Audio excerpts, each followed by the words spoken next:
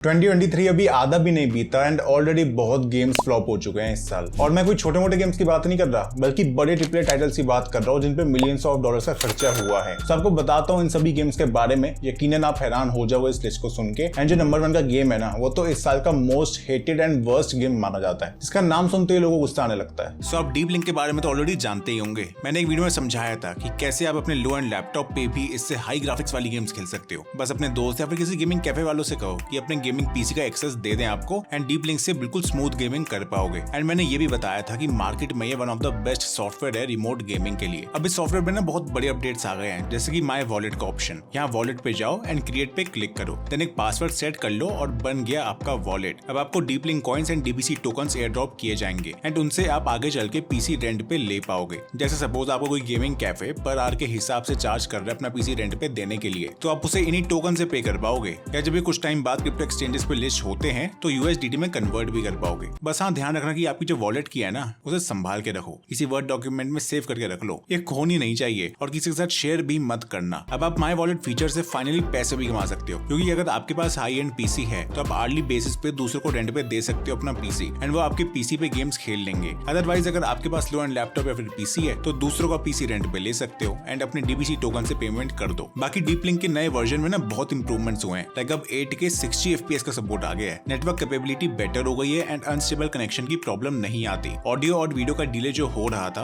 उसका बग्स भी फिक्स कर दिया गया है। रेंडरिंग के डिलेस फिक्स हो गए हैं, माउस मूवमेंट का बग फिक्स हो गया है और साथ ही क्लाउड इंटरनेट कैफे के लिए सॉफ्टवेयर डेवलपमेंट किट का सपोर्ट भी आ गया है। सो यार इसे डाउनलोड कर लो from the link in the description. बहुत मस्त सॉफ्टवेयर है एंड इनका टेलीग्राम ग्रुप भी ज्वाइन कर लेना, हिंदी वाला इंग्लिश वाला, सो दैट आपको लोग मिल जाए पीसी रेंट पे देने के लिए या फिर लेने के लिए। उसके अलावा आप इनके ट्विटर को भी फॉलो कर लेना for latest updates and news. सबसे पहले आता है क्राइम बॉस रॉकेट सिटी। सो एक ऐसा गेम था जो अनाउंसमेंट के टाइम काफी हाइप्ड बन गया था, क्योंकि इसमें मायामी पे बेस्ड रॉकेट सिटी होने वाली थी, वो भी 80s के टाइम पे बेस्ड। सो हमें बिल्कुल वाई सिटी वाली वाइब लग रही थी सिटी को देख के। एंड जो कास्ट थी उसमें भी हॉलीवुड के बड़े बड़े स्टार्स थे। सो लग रहा था कि हमें 80s की एक्शन मूवी जैसा कोई क्राइम गेम मिलने वाला है। बट लॉन्च पे पता चला कि इस गेम का सारा बजट तो बस इसकी स्टार कास्ट को लाने में ही चला गया है। एंड कास्ट ने भी कुछ अच्छा काम नहीं किया। I mean, वैसे तो ये अच्छे एक्टर्स हैं, बट गेम में इनकी वॉइस एक्टिंग और फेशियल एनिमेशन में फील ही नहीं आ रही थी। ऐसा लग रहा था कि बहुत ही फीके फीके तरीके से डायलॉग्स बोले हैं। बेसिकली गेम में ना आपको ट्रेविस बेकर का रोल प्ले करना होता है, जो कि अंडरवर्ल्ड का किंग बनना चाहता है, जिसके लिए हम बैंक्स वगैरह लूट रहे हैं, टर्फ वॉर्स कर रहे हैं, जो सब सुनने में काफी ज्यादा अच्छा लग रहा है। बट मिशंस इसके बहुत ही बेसिक एंड फास्ट पेस्ड हैं, जिनको करने में बिल्कुल भी मजा नहीं आता। एंड आप कुछ मिशंस करने के बाद ही बोर हो जाओगे, क्योंकि ज्यादातर वो रिपीटेटिव ही है। बस कुछ ही मिनटों में आपके मिशंस हो जाते हैं, जिसके बाद आपको वापस से मेन्यूज में टीम मैनेजमेंट करनी पड़ती है एंड नई टर्फ ढूंढनी पड़ती है कैप्चर करने के लिए, जिसके बाद बिल्कुल सिमिलर मिशन स्टार्ट हो जाएगा। इस सब के अलावा बग्स भी बहुत है, लाइक इनविजिबल एनपीसीज का होना, वॉल्स में फंस के रह जाना, एंड इन सब की वजह से आप गेम नहीं खेल पाओगे। बाकी स्टोरी भी बहुत ही बोरिंग है। इस गेम ने कोशिश तो करी है पेड जैसा गेम बनने की एंड मायामी को डाल के GTA 6 की हाइप पे कैश इन करने की, बट ये बुरी तरह फ्लॉप हो गया है। हाँ, आप शायद शॉक हो रहे होंगे कि इस लिस्ट में माइनक्राफ्ट का गेम कैसे आ गया। देखो सीन क्या है, मैं समझाता हूँ। माइनक्राफ्ट लेजेंड्स गेम के बारे में आप शायद जानते होंगे। एक नया स्पिन ऑफ गेम है जहाँ आपको बिल्डिंग या फिर क्राफ्टिंग तो नहीं करनी, बट हाँ स्ट्रैटेजी बना के पिगलिन से लड़ना होता है। बट एक proper real time strategy game भी नहीं है। इस गेम की दिक्कत यह है कि ये मल्टीपल ऑडियंसेस को अट्रैक्ट करना चाहता है। लाइक इसमें माइनक्राफ्ट की लोर के सारे कैरेक्टर्स हैं, ओवरवर्ल्ड के मॉब्स हैं, पिगलिन्स हैं, तो माइनक्राफ्ट प्लेयर्स को भी अट्रैक्ट करना चाह रहा है। बट कोई बिल्डिंग या सर्वाइवल गेम तो है नहीं। इसमें तो आपको स्ट्रैटेजी करनी होती है और उसके हिसाब से आपको बैटल्स लड़नी होती है। तो ये RTS गेम्स के फैंस को भी अट्रैक्ट करना चाह रहा है। पर सच्चाई ये है कि ये दोनों को ही अट्रैक्ट नहीं कर पाया। जो लोग RTS गेम्स में प्रो है ना, उन्हें पसंद ही नहीं आया गेम, बिकॉज इसका गेम पे फोकस ही नहीं है। आधा टाइम तो आपको खुद ही जाके लड़ना पड़ रहा है। आई मीन, आप स्ट्रैटेजी बनाओगे, खुद लड़ोगे, फिर आप बैटल फील्ड में इंडिविजुअल यूनिट्स को सिलेक्ट करके ऑर्डर्स ही नहीं दे सकते। इसलिए लोग इस गेम को अवॉइड ही कर रहे हैं, RTS वाले भी एंड इवन माइनक्राफ्ट के फैंस भी, बिकॉज इसका गेम प्ले कंप्लीटली डिफरेंट है। इवन आप देखोगे कि रिलीज होते ही ये गेम डेड हो गया था एंड रिव्यूअर्स ने भी इसको 6 आउट ऑफ 10 की रेटिंग दी है, जो कि बिल्कुल भी अच्छी नहीं है। कंपैरिजन के लिए माइनक्राफ्ट डंजन्स ही ले लो, उसको 9 आउट ऑफ 10 की रेटिंग्स मिली हुई है और ओरिजिनल माइनक्राफ्ट को तो नियर परफेक्ट माना जाता है।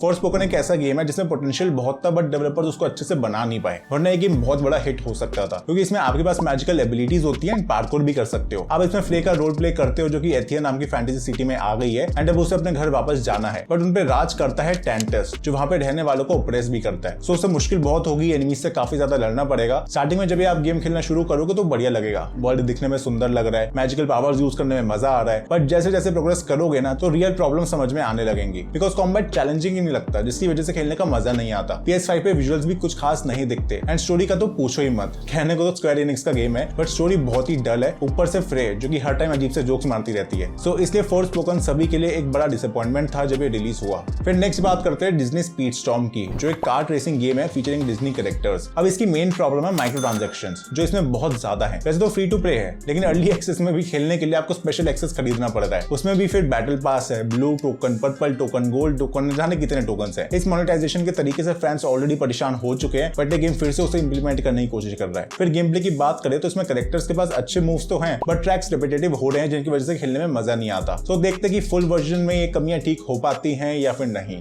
फिर लिस्ट का नेक्स्ट गेम है रेडफॉल, एंड भाई इसकी भी हाइप बहुत थी। आर्केन स्टूडियोज ने इसे बनाया है और एक्सबॉक्स ने इसे पब्लिश किया है। अगर आपको नहीं पता तो बता दो कि डिसऑनर्ड, डेथलूप एंड प्रे जैसे गेम्स इन्होंने ही बनाए हैं, बट शायद ये साल आर्केन का नहीं था। पहले आपको बता दो गेम में करना क्या होता है। सो बेसिकली ये सेट एक फिक्शनल आइलैंड पे, एंड वहां पे बहुत सारे वैम्पायर्स आ गए हैं हंट करने के लिए। तब हमें उनसे फाइट करनी होगी, जिसके लिए हमारे पास डिफरेंट कैरेक्टर्स होते हैं विद डिफरेंट स्किल्स, एंड दोस्तों के साथ कोऑप भी खेल सकते हैं हम लोग। तो सुनने में अच्छा लग रहा है कंसेप्ट, बट एक गेम में ना इंप्लीमेंट ही नहीं कर पाए। सबसे पहली प्रॉब्लम तो है परफॉर्मेंस इश्यूज, क्योंकि गेम बिल्कुल भी अच्छे से नहीं चलता है। टेक्सचर्स लोड होने में टाइम ले रहे थे, 30 FPS पे लॉक्ड रहता था गेम प्ले। फिर एनिमी AI भी बेकार है। आई मीन कई बार वैम्पायर्स अटैक ही नहीं करते, बस खड़े रह जाते हैं। लगते नहीं कि ये गेम इतने बड़े स्टूडियो ने बनाया है। और कुछ टाइम पहले तक तो एक्सबॉक्स इसे खुद इतना ज्यादा हाइप कर रहा था। ब्लूमबर्ग की रिपोर्ट के अकॉर्डिंग आर्केन स्टूडियोज का विश्वास तो इस गेम से पहले ही उठ चुका था, क्योंकि इसकी पेरेंट कंपनी ZeniMax ने डेवलपर से प्रेशर डाला था गेम में माइक्रो ट्रांजैक्शंस डालने के लिए, और साथ ही साथ जबरदस्ती और मल्टीप्लेयर बनाने के लिए, जो स्टूडियो की फिलॉसफी के अगेंस्ट है, क्योंकि वो तो यार सिंगल प्लेयर गेम्स ही बनाते थे। फिर उनपे 100 से भी कम लोग थे जो इस टाइप का प्रोजेक्ट हैंडल नहीं कर पा रहे थे, एंड इवन बहुत से तो छोड़ के भी जा रहे थे, बिकॉज गेम की डायरेक्शन ही चेंज हो गई थी। इवन डेव्स ने तो माइक्रोसॉफ्ट से उम्मीद लगा रखी थी कि वो गेम को कैंसिल कर देंगे या फिर सिंगल प्लेयर बनाने की परमिशन दे देंगे, बट नहीं, उन्होंने ZeniMax को कहा कि यार ये गेम तुम्हें जैसे बनवाना है ना वैसे बनवाओ, और रिजल्ट हमारे सामने है।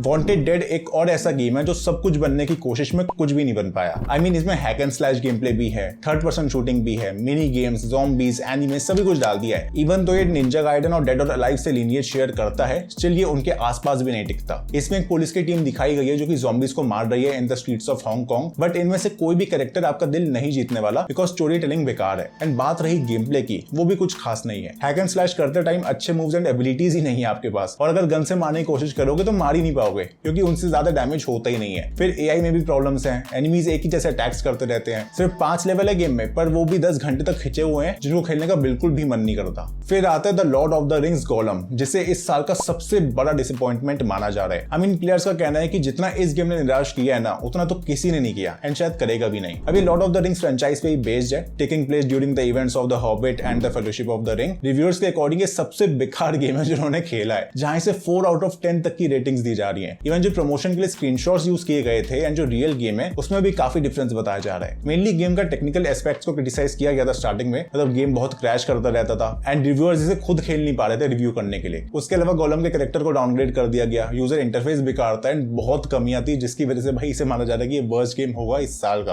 और यार मैं तो मानता हूं कि भाई बस इसके बाद यार और गेम्स जो है वो खराब ना आए। बहुत बड़े बड़े गेम्स आने हैं इस साल, बहुत अच्छे गेम्स भी आने हैं, एंड उनकी हालत ऐसी ना निकले जैसी इस गेम की है। बाकी यार यही था इस वीडियो में। अगर पसंद आए तो अभी वीडियो को लाइक कर दो, चैनल को सब्सक्राइब कर दो। मिलता हूं आपसे अगली वीडियो में, तब तक के लिए टाटा बाय बाय।